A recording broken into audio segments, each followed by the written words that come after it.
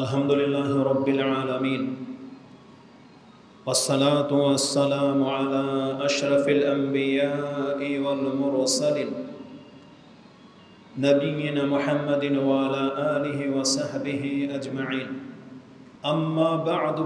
আজকের খুতবায় আমি যে বিষয়টি পছন্দ করেছি সেটা হলো কোন কোন ক্ষেত্রে বিশেষভাবে রাসূলুল্লাহ সাল্লাল্লাহু আলাইহি ওয়াসাল্লামের উপর সালাত এবং সালাম পাঠ করার আদেশ রয়েছে বা আমাদের উপরে দায়িত্ব কর্তব্য, সেই ক্ষেত্রগুলো আজকে উল্লেখ করব। এমনিতেই আমরা জানি যে রাসূলুল্লাহ সাল্লাল্লাহু আলাইহি ওয়াসাল্লামের উপরে দুরূদ পড়তে হয়, যেটা আমাদের বাংলা ভাষায় আমরা দুরূদ বলি। মূলত এটা ফার্সি শব্দ, আরবিতে এটাকে বলা হয় সালাত। যেমন আমরা এখন যে নামাজের জন্য এসেছি এটাও ফার্সি শব্দ, এর আরবি যেমন সালাত। রাসূলের জন্য যে দোয়া করার কথা আছে ওটার নামও সালাত।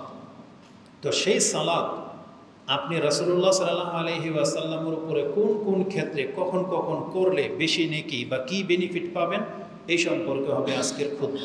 তাহলে আসুন লম্বা না করে ভূমিকায় আমরা সরাসরি আমাদের বিষয়ের দিকে চলে যাই। প্রথম কথা হলো, আমাদের কল্যাণকর যতগুলো কাজ আছে তার মধ্যে অন্যতম একটি কাজ হলো রাসূল সাল্লাল্লাহু আলাইহি ওয়াসাল্লামের জন্য দোয়া করা। সেই দোয়াটা হচ্ছে সালাত এবং সালাম পাঠ করা। এটা হচ্ছে অনেক বড় কল্যাণকর কাজ এবং এটা আমাদের উপরে দায়িত্বও বটে। বরং এটা রাসূলুল্লাহ সাল্লাল্লাহু আলাইহি ওয়াসাল্লামের একটা হক আমাদের উপর। প্রত্যেকটা জিনিসের কিছু হক থাকে, যেমন আল্লাহর হক রয়েছে আমাদের উপরে, আমাদের হক রয়েছে আল্লাহর কাছে। তেমনি আমাদের রাসূল সাল্লাল্লাহু আলাইহি ওয়াসাল্লাম তার রাসূল হওয়ার ক্ষেত্রে আমাদের উপরে অনেক বেশি হক আছে। একটা হক হলো তার প্রতি ঈমান আনা, একটা হক হলো তাকে সবচেয়ে বেশি ভালোবাসতে হবে, একটা হক হলো তার সুন্নাহগুলো অন্তর থেকে গ্রহণ করতে হবে, আমল করার চেষ্টা করতে হবে। রাসূলুল্লাহ সাল্লাল্লাহু আলাইহি ওয়াসাল্লামের একটা হক হলো আমাদের উপরে আমরা তার জন্য বেশি বেশি দোয়া করব, তাকে সালাত এবং সালাম তাকে জানাবো। এটা আমাদের উপরে রাসূল সাল্লামের হক। সেই হকটা কিভাবে আমরা আদায় করব সেটা হচ্ছে আজকের আলোচনার মূল বিষয়। এই মর্মে গুরুত্বের ক্ষেত্রে আমি আপনাকে কোরআন থেকে একটা আয়াত পাঠ করেছি। সূরা আহজাব 33 নম্বর সূরার 56 56 নম্বর আয়াতে আল্লাহ সুবহানাহু ওয়া তাআলা আমাদেরকে এইভাবে আদেশ করেছেন যে ইয়া আইয়ুহাল্লাযীনা আমানু সাল্লু আলাইহি ওয়া সাল্লিমু তাসলিমা, হে ঈমানদাররা তোমরা রাসূলের উপরে সালাত পাঠ করো এবং তাকে অন্তর থেকে সালাম জানাও। এটা আমাদেরকে আদেশ করা হয়েছে। এখানে আল্লাহ সুবহানাহু ওয়া তাআলা এই আদেশটা করার পূর্বে তিনি তার নিজের সম্পর্কে বলেছেন যে রাসূলুল্লাহ সাল্লাল্লাহু আলাইহি ওয়াসাল্লামের মর্যাদা কি আমার কাছে জেনে নাও, যে আমি আল্লাহ নিজে রাসূলের উপরে সালাত পেশ করে থাকি এবং ফেরেশতারাও রাসূলের উপরে সালাত পেশ করে থাকে। তাহলে আল্লাহ এবং ফেরেশতা এখন দুইটা পার্সন, এক হচ্ছেন স্রষ্টা আর সৃষ্টিদের মধ্য থেকে ফেরেশতা। তারা যদিও ধরে নিলাম আমাদের মতোই সৃষ্টি, কিন্তু স্রষ্টা কিভাবে রাসূলের উপরে সালাত পাঠ করে এটার অর্থ কি হবে এটা আমাদেরকে জানতে হবে। যদিও এটা অন্য কোনো বিষয় অন্য কোনো দিন বলার প্রয়োজন ছিল, কিন্তু এটা গুরুত্বপূর্ণ বিষয় বিদায় এটা আজকে এখানে একটু খোলাসা করে দিই। সালাত মূলত দোয়া, যেমন আমরা বাংলায় বলি দোয়া। দোয়া আরবি শব্দ, ওটার অর্থ আপনি বুঝে যান যে দোয়া করেন, মানে আপনি তখন বুঝতে পারেন আপনাকে কি আদেশ করা হয়েছে। যখনই একটা ব্যক্তি বসে মোনাজাত করতেছে বা দোয়া করতেছে, আপনি অপর ব্যক্তিকে বলতেছেন যে উনি দোয়া করতেছেন। একে অপরের কাছে আমরা যখন চাই, কি চাই, যে আমার জন্য দোয়া করেন, তার মানে দোয়া শব্দটা আমরা বুঝি। এই দোয়ার আরেকটা আরবি হলো সালাত। সালাত মানে হলো দোয়া। যেমন কোরআনের অনেক জায়গায় এটা ব্যবহার করা হয়েছে। এটা আমরা অন্য কোনো বক্তব্যের মধ্যে বলতে হবে, কারণ আমাদের লম্বা হয়ে যাবে আজকের বিষয়টা। তো সালাত মানে হচ্ছে দোয়া। যখনই আপনি রাসূলের জন্য সালাত বলবেন আল্লাহর কাছে, তাতে আপনি কয়েকটা জিনিস যেন আল্লাহর কাছে চাচ্ছেন। কি? একটা হলো আল্লাহ তাকে ক্ষমা করা হোক, আল্লাহ তার উপর রহম করুক, আল্লাহ তাকে বরকত দিক, আল্লাহ তাকে মর্যাদাবান করুক। এই সবগুলো জিনিস এই সালাত শব্দের মধ্যে আছে। মানে এক কথায় সালাত বললে এতগুলো কিছু চাওয়া হয়। এটা আপনি একটা নয়, একাধিক হাদিস বা কোরআনের আয়াত থেকে প্রমাণ করা সম্ভব। আপাতত জেনে নেন সালাত শব্দের মধ্যে অনেকগুলো জিনিস একসাথে মিক্স করা আছে, যেটাতে একটা শব্দ দিয়ে আল্লাহ সুবহানাহু ওয়া তাআলা ব্যবহার করেছেন। সালাত মানি যে বরকত হয়, এর ব্যাখ্যা ইমাম বুখারী রাহিমাহুল্লাহ তিনি আব্দুল ইবনে আব্বাস রাদিয়াল্লাহু তাআলা আনহুমা থেকে গ্রহণ করেছেন। এই আয়াতের তাফসিরে বুখারীতে আপনি 65 নম্বর অধ্যায় কিতাবুত তাফসিরে যাবেন, তাতে 33 নম্বর সূরার এই আয়াতের তাফসিরে গেলে দেখতে পাবেন ইমাম বুখারী বলেন কালা ইবনু আব্বাস রাদিয়াল্লাহু তাআলা আনহুমা বলেন ইউসাল্লুন, তারা রাসূল সাল্লাল্লাহু আলাইহি উপরে যে সালাত পাঠ করে এর মানে কি, ইউবাররিকুন, তারা তার বরকতের জন্য দোয়া করে। ইউসাল্লুনা মানে ইউবাররিকুন, বরকতের জন্য দোয়া করে। তাহলে সালাত মানে হচ্ছে বরকত। যেমন সেটা আপনারা ওই দুরুদের মধ্যে পাবেন, একটু পরেই আসবে সেই কথাটা। তা আপাতত নিয়ে নেন সালাত মানে বরকত, সালাত মানে রহমত, সালাত মানে মাগফিরা, ক্ষমা, আর অনেক কিছু সালাতের মধ্যে আছে। আর আল্লাহর সালাত মানে কি, আল্লাহ যে রাসূলের উপরে সালাত পেশ করে, এটার অর্থ কি হবে? ইমাম বুখারী রাহিমাহুল্লাহ তিনি তার কিতাবে উল্লেখ করেন কালা আবুল আলিয়া, প্রখ্যাত একজন তাবি বা তাবি, তিনি বলেন সালাতুল্লাহ, আল্লাহর সালাত মানে হলো সানাউহু আলাইহি ইনদাল মালাইকা, মানে আল্লাহ নিজে মুহাম্মদ সাল্লাল্লাহু আলাইহি ওয়াসাল্লামের গুণ, মর্যাদা এবং তার বরত্বের কথা ফেরেশতাদের সামনে তুলে ধরেন। এটা আল্লাহ সব সময় রাসূল সাল্লাল্লাহু আলাইহি ওয়াসাল্লামের মর্যাদা, যে উনি শেষ নবী, উনি হচ্ছেন আমার প্রিয় বান্দা, উনি হচ্ছেন সবচেয়ে ভালো, ওনার চরিত্র সবচেয়ে উত্তম, তার অনেক উম্মত হবে, মানে রাসূল সাল্লামকে নিয়ে আল্লাহ ফেরেশতাদের কাছে রাসূলের মর্যাদা তুলে ধরেন। এটা হচ্ছে আল্লাহর পক্ষ থেকে রাসূলের উপরে সালাত পাঠ বা সালাত পেশ করা। মানে আল্লাহ তাকে তার মর্যাদার কথা শুধু ফেরেশতা কেন, আল্লাহ আমাদের কাছে পর্যন্ত রাসূলুল্লাহ সাল্লাল্লাহু আলাইহি ওয়াসাল্লামের মর্যাদার কথা তুলে ধরেছেন কোরআনের বেশ কিছু আয়াতে। তো এটা হলো আল্লাহর পক্ষ থেকে রাসূলের উপরে সালাত। আর ফেরেশতাদের সালাত কি? তখন তিনি বলেন ওয়াসালাতুল মালাইকা, এর মানে হলো আদ-দুআউ, মানে ফেরেশতারা আল্লাহর কাছে ওই জিনিসগুলোই চায় যেগুলো আল্লাহ তাকে দিয়ে থাকেন, যে আল্লাহ মুহাম্মদের উপরে বরকত নাজিল করা হোক, তার পরিবারের উপরে বরকত নাজিল করা হোক, আল্লাহ তাকে তুমি ক্ষমা করো, আল্লাহ তাকে তুমি উচ্চ মর্যাদায় দাও, এটা ফেরেশতারা তলব করে। আর ওই কথাটাই আল্লাহ আমাদেরকে জানিয়েছেন, যখন আল্লাহ নিজে মুহাম্মদ সাল্লাল্লাহু আলাইহি ওয়াসাল্লামকে এতটা মূল্যায়ন করেন, ফেরেশতারা যখন আমার কাছে দোয়া করেন, তাহলে তোমরা কেন বাকি থাকবে? হে ঈমানদাররা, তোমরাও এই মুহাম্মদ সাল্লাল্লাহু আলাইহি ওয়াসাল্লামের উপরে সালাত পেশ করো। খুব সূক্ষ্মভাবে দেখলে আয়াতের প্রথমে কি আছে? ইন্নাল্লাহা ওয়া মালাইকাতাহু ইউসাল্লুনা আলান নবী, আল্লাহ এবং ফেরেশতাদের ক্ষেত্রে শুধু সালাত শব্দটা আছে, কিন্তু আমাদের ক্ষেত্রে আল্লাহ সুবহানাহু ওয়া তাআলা বলছেন শুধু সালাত যথেষ্ট হবে না, আমার নবীকে তোমাদেরকে সালামও দিতে হবে। সালাত এবং সালাম দুইটা, তাহলে সালাত এবং সালাম দুইটা ভিন্ন জিনিস, এক জিনিস না। যেটা আল্লাহ এখানে দুইটা শব্দ বলেছেন, সাল্লু আলাইহি ওয়া সাল্লিমু তাসলিমা। তাহলে আমরা আজকে শিখব যে এই সালাত এবং সালাম কি এবং কিভাবে রাসূলুল্লাহ সাল্লাল্লাহু আলাইহি ওয়াসাল্লামের উপরে পেশ করতে হয়। তো আল্লাহর পক্ষ থেকে যখন বলা হয়েছে যে সাল্লু, তোমরা আমার নবীর উপরে সালাত পেশ করো, পাঠ করো, সেটা কি? সাহাবায়ে কেরামরা সেটা বোঝে নাই সেটা কি, কারণ এই শব্দটা নতুন নাজিল হয়েছিল। তখন সাহাবায়ে কেরামদের মধ্য থেকে তারা রাসূল সাল্লাল্লাহু আলাইহি ওয়াসাল্লামকে প্রশ্ন করেছেন। সেই প্রশ্নটা এইরকম ছিল, ফাকাল লাহু, রাসূল সাল্লাল্লাহু আলাইহি ওয়াসাল্লামকে বললেন বশির ইবনু সাদ, একজন সাহাবী, আমারনাল্লাহু তাআলা আন নুসাল্লিয়া আলাইকা ইয়া রাসূলুল্লাহ, আমরা তো আল্লাহর পক্ষ থেকে আদেশ প্রাপ্ত হয়েছি আপনার উপরে সালাত পেশ করার জন্য। তাহলে কাইফা নুসাল্লি, ফাকাইফা নুসাল্লি আলাইকা, আপনার উপরে কিভাবে আমরা সালাত পাঠ করব? এটা এইভাবে জিজ্ঞাসা করা হয়েছে। রাসূলুল্লাহ সাল্লাল্লাহু আলাইহি ওয়াসাল্লাম নিজে থেকেও যা খুশি তা বলে দেন নাই।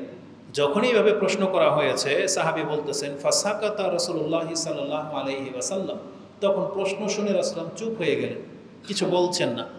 অন্যান্য সাহাবীরা ভাবতেছেন হাত্তা তামান্নায়ান্না আন্নাহু লাম ইয়াসআলু আনহু, আমাদের কেন যেন মনে হইল যে এই প্রশ্নটা করা মনে ঠিক হয়নি, রাসূলুল্লাহ জবাব কেন দিচ্ছেন না। মূলত তা না, বরং ওই সময়টুকুর মধ্যে আল্লাহর পক্ষ থেকে তাকে জানানো হয়েছে যে এটা হলো সালাত।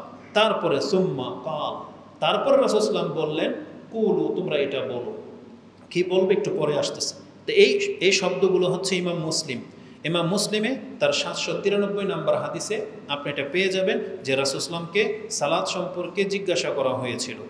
দ্বিতীয় আরেকটা হাদিস ইমাম বুখারী থেকে নিয়ে নেন, আন আবি সাঈদিন আল খুদরি, আবু সাঈদ খুদরি এবং আরেকজন সাহাবী হচ্ছেন কাব, তারা রাসূলুল্লাহ সাল্লাম থেকে বর্ণনা করেছেন, কালা কুলনা, আমরা রাসূলুল্লাহ সাল্লামকে বললাম, ইয়া রাসূলুল্লাহ হাযা তাসলিম, সালাম কিভাবে দিতে হয় এটা তো ইতিপূর্বে আমরা শিখেছি। তার মানে আত্তাহিয়াতুর মধ্যে আমরা কি বলি, আসসালামু আলাইকা আইয়ুহান নবী ওয়া রাহমাতুল্লাহি ওয়া বারাকাতুহু। তাহলে আপনার উপরে সালাম কিভাবে দিতে হয় ইতিপূর্বে তো আমরা শিখেছি।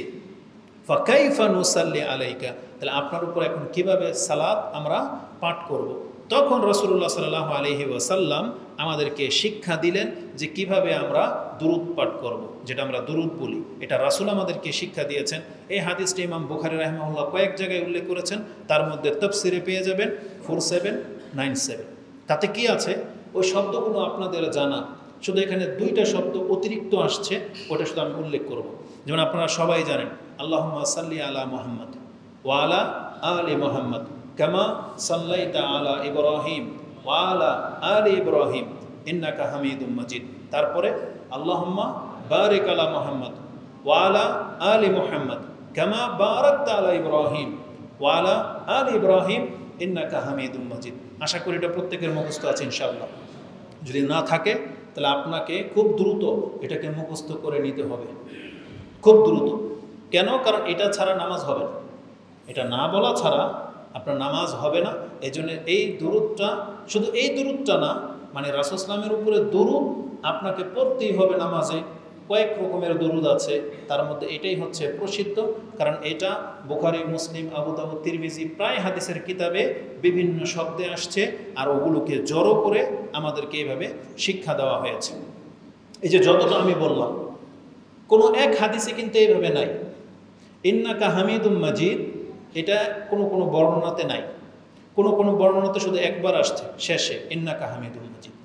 আর কোনো বর্ণনাতে আসছে আল্লাহুম্মা সাল্লি আলা মুহাম্মদ ওয়া আলা আজওয়াজিহি ওয়া যুররিয়াতিহি কামা সাল্লাইতা আলা ইব্রাহিম, এভাবে আসছে।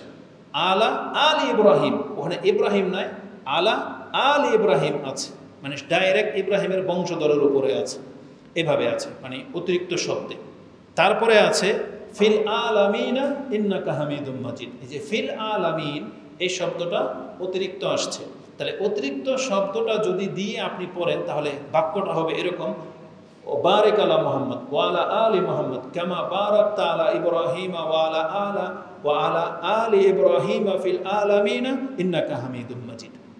তো যার যেটা মুখস্থ আছে যথেষ্ট, আপনি চাইলে অতিরিক্ত এই শব্দটা বাড়াতে পারেন, ফিল আলামিনা ইন্নাকা হামিদুম মাজিদ। এটা পেয়ে যাবেন আপনি বুখারী এবং মুসলিমে। মুসলিমে হাদিস নাম্বার হচ্ছে 793, বুখারীতে হাদিস নাম্বার হচ্ছে 4797 এবং 6357। এই হাদিসগুলো মিলিয়ে এই দুরূদটাকে আমাদের কাছে শিক্ষা দেওয়া হয়ে থাকে। চাইলে আপনি আরও দুইটা শব্দ বাড়াইতে পারেন, কি? ওয়াজওয়াজিহি ওয়া যুররিয়াতিহি, আল্লাহ তার স্ত্রীদের উপরেও এবং তার সন্তানদের উপরেও আপনি সালাত এবং বরকত পাঠ করে দেন। এটা হচ্ছে দুরূদ। ইমাম নববী রাহিমাহুল্লাহ তিনি বলেন এটা হচ্ছে সালাতের দুরূদ। এটা ছাড়াও রাসূলুল্লাহ সাল্লাল্লাহু আলাইহি ওয়াসাল্লামের উপরে সালাত এবং সালাম পেশ করার বারবার বা একাধিকবার বলার প্রয়োজন হয়। কখন? এই যে যেমন আমি যতবার বলতেছি ততবার, আপনারা যতবার শুনতেছেন ততবার। সেই ক্ষেত্রে আপনি কি করবেন? এত বড় লম্বা দুরূদ পড়বেন না। আমাদের সালাফরা আমাদেরকে শিক্ষা দিয়েছেন, সেই ক্ষেত্রে কোনো ব্যক্তি যদি অন্তত এতটুকু বলে, যখনই আমি বললাম মুহাম্মদ সাল্লাল্লাহু আলাইহি ওয়াসাল্লাম, সাল্লাল্লাহু আলাইহি ওয়াসাল্লাম, দুইটা শব্দ সালাত এবং সালাম, এই দুইটা শব্দ যদি বাক্যে চলে আসে, তাহলে আল্লাহ কোরআনের যে আয়াতের মধ্যে দুইটা শব্দ বলেছেন সাল্লু আলাইহি ওয়া সাল্লিমু তাসলিমা, তাহলে এর হক আদায় হয়ে যাবে। কারণ আল্লাহ দুইটা জিনিস চেয়েছেন, আপনার মুখ দিয়েও আপনি দুইটা বাক্য উচ্চারণ করেছেন।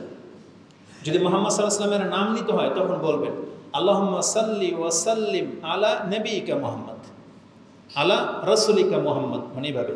আর যখন আমি মুহাম্মদ নামটা নিয়ে ফেললাম তখন আপনার শুধু ওই দমির যেটা প্রোনাউন ব্যবহার করলেই চলবে, সেটা কি? সাল্লাল্লাহু, এই যে হুটা হচ্ছে মোহাম্মদ, সাল্লাল্লাহু আলাইহি ওয়াসাল্লাম, ওই হুটাই হচ্ছে মোহাম্মদ।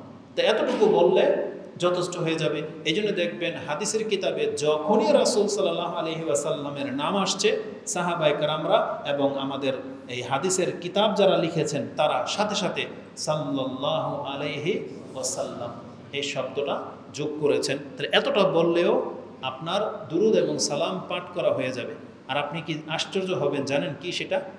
শুধু আপনি মুখে যদি এতটা বলেন আল্লাহুম্মা সাল্লি আলা মুহাম্মদ, কতটুকু বললেন?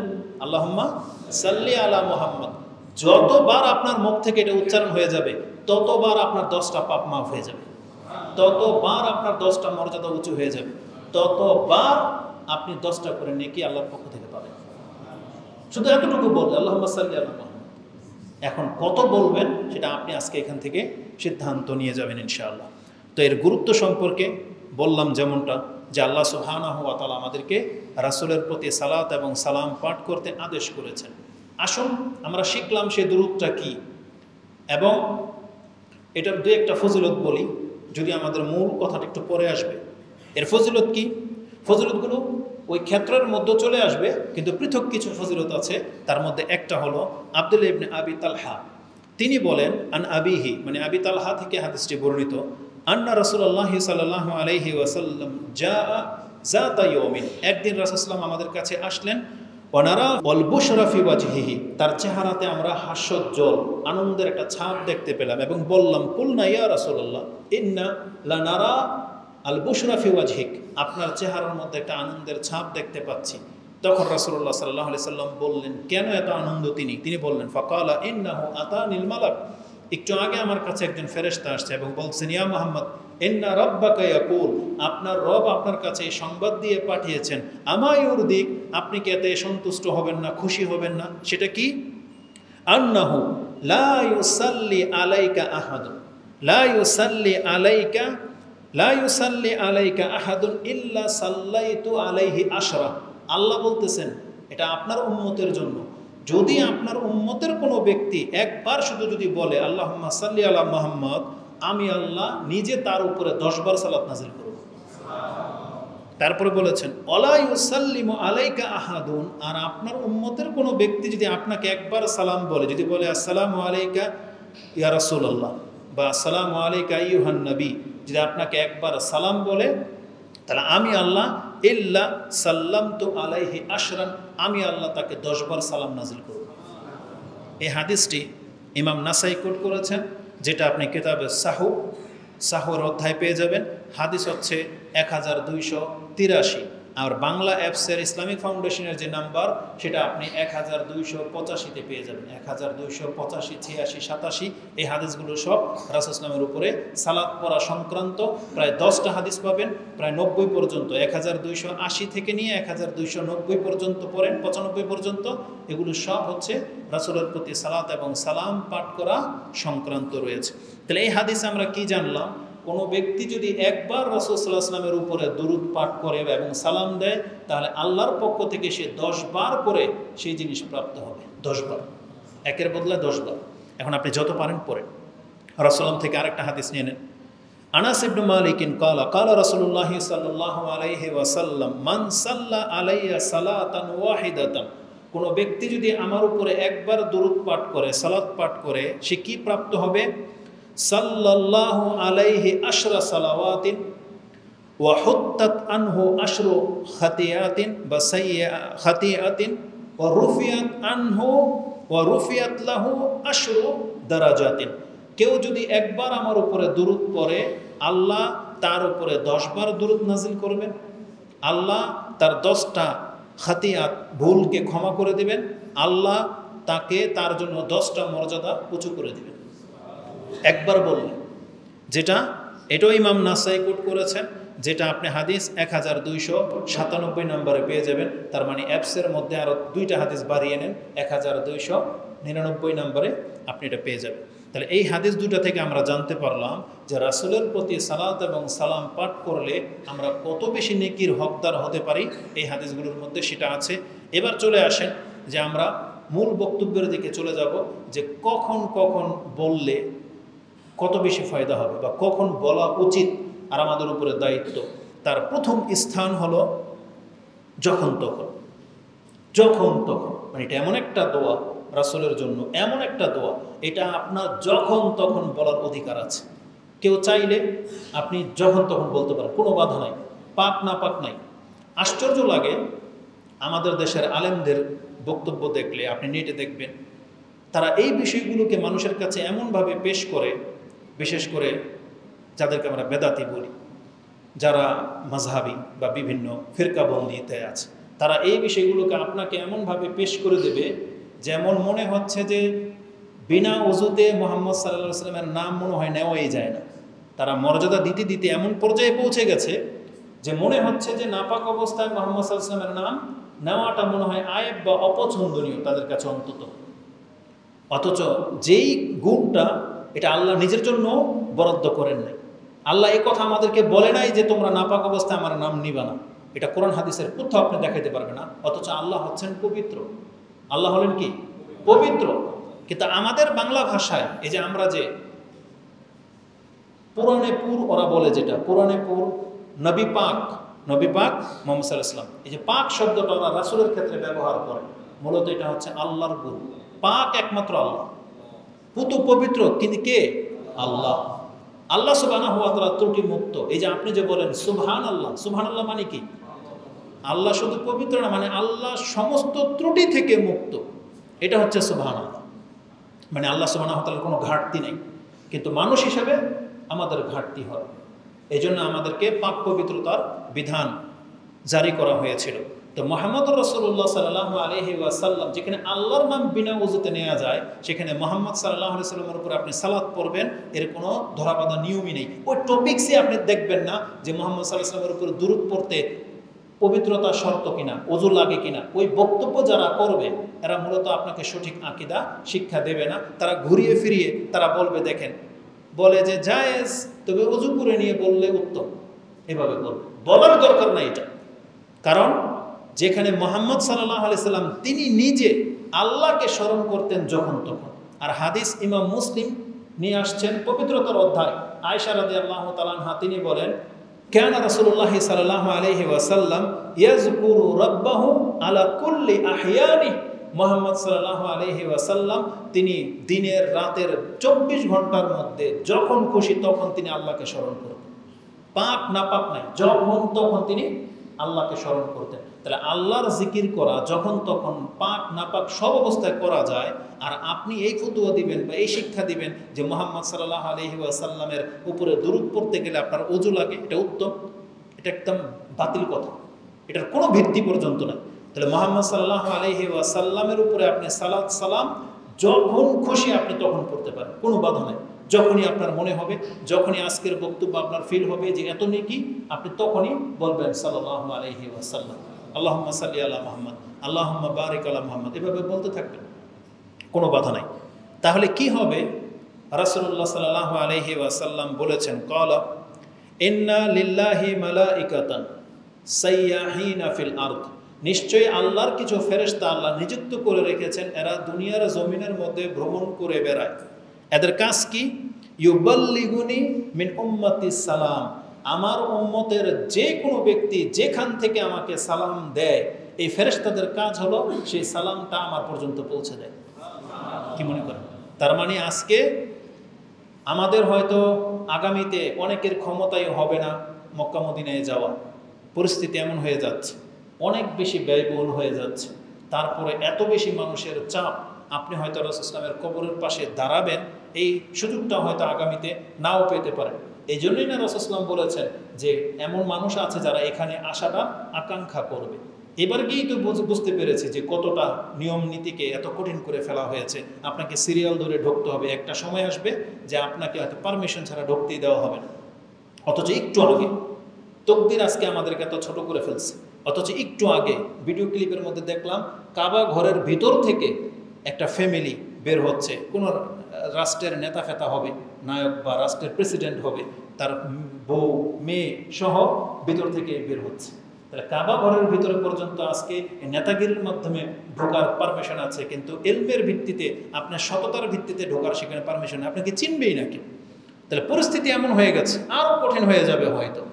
তো আল্লাহ সুবহানাহু ওয়া তাআলা আমাদের জন্য এই ব্যবস্থা করে রেখেছে যে যেই ব্যক্তি রাসূলের সামনে এসে সালাম দেওয়ার ক্ষমতা রাখে না, ও যেখান থেকে দেখ আমার ফেরেশতারা এই সালাম রাসূলের কাছে পৌঁছে দেবে।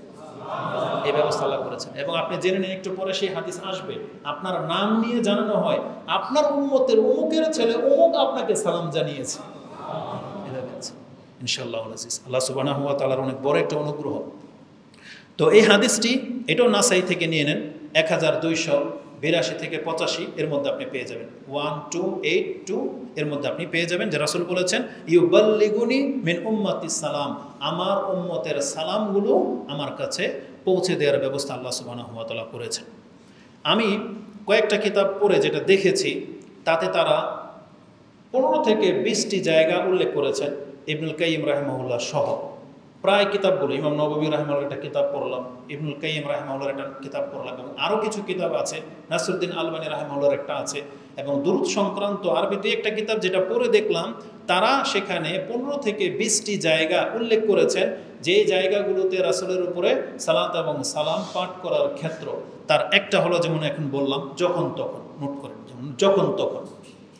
দ্বিতীয় নাম্বারে আসবে যখনই রাসূলের নাম আসবে, সে যে বলুক আর আপনি শোনেন, দ্বিতীয় এটা, যখনই রাসূলের নাম আসবে। তৃতীয় হলো আজান শুনলে, আজানের পরেই আপনি, আজানের যে দোয়া আছে দোয়ার আগেই আপনি রাসূল সাল্লাল্লাহু আলাইহি ওয়াসাল্লামের উপরে সালাত এবং সালাম পাঠ করবেন। চতুর্থ হলো মসজিদে আসতে, আপনি বাসা থেকে যখন মসজিদে আসেন, এই তখন আপনার দোয়ার মধ্যে রাসূলের উপরে দরুদ থাকবে। পঞ্চম হলো মসজিদে ঢোকার সময়, যে আপনি ঢুকতেই রাসূল সাল্লাল্লাহু আলাইহি ওয়াসাল্লামের উপরে সালাত সালাম পাঠ করবেন। ষষ্ঠ হচ্ছে নামাজে, আর এই ষষ্ঠটা হচ্ছে ফরজ, রুকুন, কারণ এখানে আপনি যদি রাসূলের উপরে সালাত সালাম না করেন আপনি নামাজই হবেন। তাহলে 6 নম্বর হচ্ছে নামাজে। 7 নম্বর হচ্ছে জানাজার নামাজে, যারা জানাজার দোয়া জানেন তারা তো জানেন, প্রথম তাকবীরে সূরা ফাতিহা পড়া হয়, দ্বিতীয় তাকবীরের পরেই কি বলা হয়, রাসূলের উপরে দুরূদ পাঠ করা হয়, তাহলে জানাজার সালাতে। 8 নম্বরে আসবে জুমার দিন, যেগুলো বিশেষ, যেমন আজকে এই জুমার দিন শুরু হয়েছে গত রাত থেকে, এই আজকের সন্ধ্যা পর্যন্ত যত বেশি পারেন সবচেয়ে বেশি দুরূদ পড়বেন। 8। 9 নম্বরে আসবে, এই যে আমি খুতবা দিচ্ছি, খুতবাতে কিন্তু আমি প্রথমে রাসূল সাল্লাল্লাহু আলাইহি ওয়াসাল্লামের উপরে সালাত সালাম পাঠ করেছি, এবং যে কোনো খুতবায়, একটা বৈঠকের খুতবা হোক, বিয়ের খুতবা হোক, যে কোনো খুতবার মধ্যে রাসূল সাল্লাল্লাহু আলাইহি ওয়াসাল্লামের উপরে সালাত এবং সালাম পাঠ করতে আপনি বাধ্য, এটাও ফরজের আওতায় পড়ে। তারপরে যে কোনো বৈঠকে 10 নম্বরে, এটা শুধু ইসলামিক বৈঠক না, বরং মুসলিমরা যে কোনো জায়গায়, আপনি জায়গা সম্পত্তি ভাগ করার জন্য বসছেন, হজে যাবেন না কোনো পিকনিকে যাবেন বা কোথাও যাবেন, যে কোনো কল্যাণকর কাজে যখন মুসলিমরা একসাথে বসে কোথাও, এমনকি ঘরের ভিতরেও যদি কোনো ফ্যামিলিগত সিদ্ধান্ত নেওয়ার জন্য বসেন, সেই মজলিসে আপনাকে রাসূল সাল্লামের উপরে সালাত এবং সালাম পাঠ করতে হবে, নাহলে এটা কিয়ামতের দিন আপনার জন্য আক্ষেপের কারণ হয়ে যাবে। প্রত্যেকটা দলিল আমি দেবো। তাহলে আমি 10 নম্বরে পেলাম। 11 নম্বর হলো ক্ষমা, ইস্তেগফার, বা আপনার বিশেষ যখন কোনো দোয়া করার প্রয়োজন হয়, আপনি একা যখন দোয়া করতে বসছেন, আপনি আল্লাহর প্রশংসা করবেন, রাসূল সাল্লাল্লাহু আলাইহি ওয়াসাল্লামের উপরে দুরূদ পাঠ করবেন। এটা আপনার দোয়া কবুল হওয়ার সবচেয়ে বেশি গ্রহণযোগ্য জায়গা। হয় প্রথমে পড়েন অথবা শেষে পড়েন, যেমন আপনি আল্লাহর কাছে যেটা চেয়েছেন এটা পড়ার পরে যখন আপনি দোয়া শেষ করে দিবেন, তখন একবার রাসূল সাল্লাল্লাহু আলাইহি ওয়াসাল্লামের উপরে সালাত সালাম পাঠ করে নেন। এটা হচ্ছে 11 নম্বর। 12 নম্বর হলো রাসূল সাল্লাল্লাহু আলাইহি ওয়াসাল্লামের কবরের কাছে গেলে, মদিনাতে যারা যাবেন জিয়ারত করতে, তারা রাসূল সাল্লাল্লাহু আলাইহি ওয়াসাল্লামের কবরের সামনে দাঁড়িয়ে তাকে সালাত এবং সালাম পেশ করবেন। এটা হচ্ছে 12 নম্বর ক্ষেত্র। 13 নম্বর হলো যখন কোনো ব্যক্তি দুশ্চিন্তাগ্রস্ত হয়, আপনি ব্যথিত আছেন, কষ্ট ফিল হচ্ছে, আপনার রাসূল সাল্লাল্লাহু আলাইহি ওয়াসাল্লামের উপরে সালাত এবং সালাম পাঠ করেন। 14 হলো সাফা মারওয়া যখন সাই করা শুরু হয়, তাহলে শুরুতেই কাবাঘর দেখে আল্লাহর তাকবীর যখন পাঠ করা হয়, ওই সময় রাসূল সাল্লাল্লাহু আলাইহি ওয়াসাল্লামের উপরে সালাত সালাম পাঠ করার কথা পেলাম। 15 নম্বরে পেলাম সকাল সন্ধ্যায়। কেন এটা আমি সবার শেষে উল্লেখ করলাম, কারণ এই যে সাফা মারওয়া সাই করার সময় রাসূলের উপরে দুরূদ পড়ে, এটা রাসূল থেকে তো প্রমাণ নাই, তবে এটা আবু বকর সিদ্দিক অথবা ওমর রাদিয়াল্লাহু তাআলা আনহু থেকে প্রমাণ রয়েছে। তারপরে মসজিদে আসতে দুরূদ পড়ার কথা যেটা বলেছে, এটা আলী রাদিয়াল্লাহু তাআলা আনহু থেকে তিনি আদেশ করেছে যে তোমরা এটা করো। আর সকাল সন্ধ্যার যেটা, এই হাদিসটার মধ্যে একটু দুর্বলতা আছে, এই জন্য এটাকে সবার শেষে উল্লেখ করলাম। তো আমার কাছে এই 15টা জায়গা হলো বিশেষ জায়গা যেগুলোর প্রমাণ পাওয়া যায়। তার মধ্যে 12টা জায়গা সহিহ হাদিস দিয়ে প্রমাণিত, বাকি 2টা সাহাবীদের আসার থেকে প্রমাণিত। সেটা কি? তার মধ্যে একটা হলো এই যে ঈদের সালাতের মধ্যে রাসূলের উপরে সালাত এবং সালাম পাঠ করার কথা রয়েছে, যেটা আব্দুল্লাহ ইবনে মাসউদ রাদিয়াল্লাহু তাআলা করতেন, যে আল্লাহু আকবার, আমরা 7টা তাকবীর দিই না, তার মধ্যে 4-5টা তাকবীরের কথা তার থেকে প্রমাণ আছে। এই আল্লাহু আকবার বলার পরে আল্লাহুম্মা সাল্লি আলা মুহাম্মদ, মানে তার উপরে সালাত পাঠ করার কথা আছে, আবার তাকবীর, এইভাবে একটা বর্ণনায় আসছে। যেটা আমাদের অভ্যাস নাই বা আমাদের কোনো সালাফরা এইভাবে আমাদেরকে শেখায় না, এই জন্য এই পয়েন্টটাকে আমি উল্লেখ করলাম না। তো এইভাবে তারা 20টা পয়েন্ট উল্লেখ করেছেন। মৌলিক যে পয়েন্টগুলো, যেগুলো সহিহ হাদিস দিয়ে প্রমাণ করা সম্ভব, এমন 10টা আজকে আমি আপনার কাছে উল্লেখ করব। তার প্রথমটা উল্লেখ করেছি কি? যখন তখন। কি করবেন? যখন তখন রাসূল সাল্লাল্লাহু আলাইহি ওয়াসাল্লামের উপর আপনি সালাত পাঠ করবেন, এটা হচ্ছে প্রথম। এবার 2 নাম্বার থেকে আসি, সেটা কি? রাসূলুল্লাহ সাল্লাল্লাহু আলাইহি ওয়াসাল্লামের নাম আসলেই আপনি সালাত এবং সালাম পাঠ করবেন। এই মর্মে রাসূল সাল্লাল্লাহু থেকে যেটা পাওয়া যায়, রাসূল সাল্লাল্লাহু আলাইহি বলেছেন যে আল বখিল আল্লাজি মান যুকিরতু ইনদাহু ফালাম ইউসাল্লি আলাই, ওই ব্যক্তি হচ্ছে কৃপণ। আরেক বর্ণনায় ইন্নামাল বখিল, নিশ্চয়ই সেই সবচেয়ে বড় কৃপণ কে? যার কাছে আমার নাম উচ্চারণ করা হলো অথচ আমার উপরে সালাত পাঠ করা হলো না, সে আমার উপরে দুরূদ পড়লো না, তাহলে এই ব্যক্তি হচ্ছে কৃপণ। তাহলে এটা একটা বদগুণ দিকে আপনাকে তিরস্কার করেছেন। আর শুধু তিরস্কার করেই ক্ষান্ত হয়েন না, বরং এখানে জাহান্নামে যাওয়ারও কথা রয়েছে। আপনারা প্রত্যেকে সেই হাদিস জানেন, যেটা রমজান মাসে সবচেয়ে বেশি ব্যবহার করা হয়, যে রাসূল সাল্লাল্লাহু আলাইহি ওয়াসাল্লাম মিম্বরে যখন উঠতেছিলেন বললেন আমিন আমিন আমিন, 3বার করে বললেন। তার মধ্যে কি আছে? জিবরিল আলাইহিস সালাম এসে মুহাম্মদ সাল্লাল্লাহু আলাইহি ওয়াসাল্লামকে বললেন আপনি আমিন বলেন। কেন? যে যারা পিতামাতাকে জীবদ্দশায় পেল, 2 জনকে অথবা 1 জনকে, যদি এই পিতামাতার খেদমত করে যদি ও জান্নাতি না হতে পারে, তাহলে এই জাহান্নামে যাবে। রাসূল বলছে আমিন। আরেকটা হলো কি? যে ওই ব্যক্তি ধ্বংস হোক রাগিমা আনফু রাজুলিন যুকিরতু ইনদাহু ফালাম ইউসাল্লি আলাই, যার সামনে আমার নাম উচ্চারণ করা হলো অথচ সাল্লাল্লাহু আলাইহি ওয়াসাল্লাম বলল না। জিবরিল বলতেছেন এই ব্যক্তি ধ্বংস হবে, আপনি আমিন বলেন। রাসূল বলছে হ্যাঁ আমিন। এবং ওই হাদিসটার মধ্যে জাহান্নামে যাওয়ার কথা রয়েছে, ফাদাখালান নারা ফাআবাদাহুল্লাহু কুল আমিন ফাকুলতু আমিন, আপনার উপরে যে ব্যক্তি দুরূদ পড়বে না এ জাহান্নামে যাবে এবং আল্লাহকে হালাক করুক, আপনি আমিন বলেন। রাসূল বলছে আমিন। এই হাদিসগুলো কোথায় পাবেন? আপনি হাদিসটি পেয়ে যাবেন তিরমিজিতে 35-45, 3545, এবং সহিহ ইবনে হিব্বানে জাহান্নামের কথা আছে, যেটা 907 নম্বর আপনি পেয়ে যাবেন। তাহলে আমরা এখানে 2 নম্বরে পেলাম যে রাসূলুল্লাহ সাল্লাল্লাহু আলাইহি ওয়াসাল্লামের নাম আসলেই আপনি কি করবেন? দুরূদ পাঠ করবেন। 3 নম্বর পয়েন্ট, খুব দ্রুত বলে দিই, সময় যেতে চলে যাচ্ছে। 3 নম্বর জায়গা হচ্ছে সালাত, নামাজে। নামাজের মধ্যে আপনি সালাত পড়তে বাধ্য, দুরূদ ছাড়া নামাজ হয় না। এখন কেউ যদি নামাজে দুরূদ পড়ে, তার মর্যাদাটা কি সেটা একটু উল্লেখ করি। আব্দুল্লাহ ইবনে মাসউদ রাদিয়াল্লাহু তাআলা তিনি বলেন যে আমি নামাজে মসজিদে ঢুকলাম, নামাজ পড়লাম, তখন রাসূলুল্লাহ সাল্লাল্লাহু আলাইহি সাল্লাম, আবু বকর এবং ওমর একসাথে ছিলেন এবং রাসূল সাল্লাল্লাহু আলাইহি ওয়াসাল্লাম শুনতে পেয়েছেন যে আমি দোয়া করতেছি, আত্তাহিয়াতু তাশাহুদ পড়তেছি। তিনি বলতেছেন তখন ফাজালাস্তু, আমি বসলাম, নামাজে বৈঠকে বসলাম। তখন তিনি বললেন যে আমি প্রথমে আল্লাহ সুবহানাহু ওয়া তাআলার গুণগান করলাম, মানে যে আত্তাহিয়াতু যেটা বলেন না, আত্তাহিয়াতুর কথাই আছে এখানে, আত্তাহিয়াতু বললাম। সুম্মা সাল্লাইতু আলান নবী, এবং আমি রাসূল সাল্লাল্লাহু আলাইহি ওয়াসাল্লামের উপরে সালাতও করলাম। সুম্মা দাউতু লিনাফসি, এখন আমি আমার জন্য দোয়া চাচ্ছিলাম। যখনই রাসূল সাল্লাল্লাহু আলাইহি ওয়াসাল্লাম শুনল যে আমি আল্লাহর প্রশংসাও করলাম, রাসূলের উপরে সালাতও করলাম এবং আমি আমার নিজের জন্য কিছু চাচ্ছি, তখন পেছন থেকে রাসূল আমাকে বললেন, ফাকাল নবী সাল্লাল্লাহু আলাইহি ওয়াসাল্লাম সালতুতা সালতুতা, তুমি চাইতে থাকো, এখন তুমি যা চাইতে থাকবে আল্লাহ তোমাকে তাই দিতে থাকবে। তার মানে এই হাদিসের এই শব্দটা আপনি পেয়ে যাবেন তিরমিজিতে 593-তে রয়েছে। আর নাসাইতে কি আছে? এক ব্যক্তি এসে নামাজ পড়লো, বসলো, কিন্তু সেই ব্যক্তি আল্লাহর প্রশংসাও করে নাই, রাসূল সাল্লাল্লাহু উপরে দোয়াও করে নাই, সে নিজের জন্য শুধু দোয়া করলো। রাসূল সাল্লাল্লাহু বললেন আজ্জালতা আইয়ুহাল মুসাল্লি, হে মুসাল্লি তুমি তাড়াহুড়া করে ফেললা। তখন এই ব্যক্তি যখন সালাম ফিরিয়ে দিল, তখন রাসূল তাকে শিক্ষা দিলেন, সুম্মা আল্লামাহুম, তখন রাসূলুল্লাহ তাদেরকে শিক্ষা দিলেন যে কিভাবে নামাজ পড়তে হয়। তার মানে আত্তাহিয়াতু শিখালেন, দুরূদ শিখালেন এবং বললেন এখন তুমি আল্লাহর কাছে যা চাওয়া চাইবা। এর পরের ঘটনা, ওরাজুলুন ইউসাল্লি, তারপরে আরেক ব্যক্তি আসলো, সালাত পড়লো। সেই ব্যক্তি কি করেছে? ফামাজ্জাদাল্লাহু ওয়া হামিদাহু, সে আল্লাহর বরত্ব প্রশংসা করলো, আল্লাহর গুণগান করলো। ওয়া সাল্লা আলান নবী, এবং আল্লাহর রাসূল সাল্লামের উপরে সালাত পাঠ করলো। ফাকালা রাসূলুল্লাহি সাল্লাল্লাহু আলাইহি সাল্লাম, তখন রাসূল সাল্লাম তাকে পেছন থেকে বললেন, উদউ তুজিব, তুমি এখন আল্লাহকে ডাকো, দোয়া করতে থাকো, এখন তোমার ডাক কবুল করা হবে। ওয়াসাল তো তা ওই কথাটাই, এবং তুমি চাও তোমাকে দেওয়া হবে। তার মানে নামাজে যদি আপনি যখন আত্তাহিয়াতু পড়েন, দুরূদ পড়ে ফেললেন, এখন আপনি আল্লাহর কাছে যা চাওয়ার চান, এই অন্তর থেকে চান। আমরা তো আসলে এতদিন চাইতাম, এমন না যে আমরা চাই না, অনেকে হয়তো চাইতেন, কিন্তু এখন থেকে এটা অনুভব করে চাইবেন যে আমার এখন দোয়া কবুল হবে। কেন? আমি রাসূলের উপরে সালাত সালাম পাঠ করেছি। এই হাদিসটা নাসাইতে রয়েছে, 1284 নম্বরে আপনি পেয়ে যাবেন। তাহলে আমরা 3 নম্বরে পেলাম, নামাজে আপনাকে রাসূলের প্রতি দুরূদ পাঠ করতে হবে। চতুর্থ ইম্পর্টেন্ট জায়গা, সেটা হচ্ছে আজান। আজান যখন শুনবেন তখন আপনি সালাত এবং সালাম পাঠ করবেন।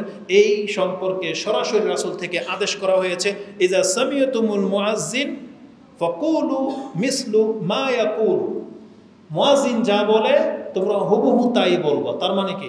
যখন বলে আল্লাহু আকবার, আল্লাহু আকবার, আপনি কি বলবেন?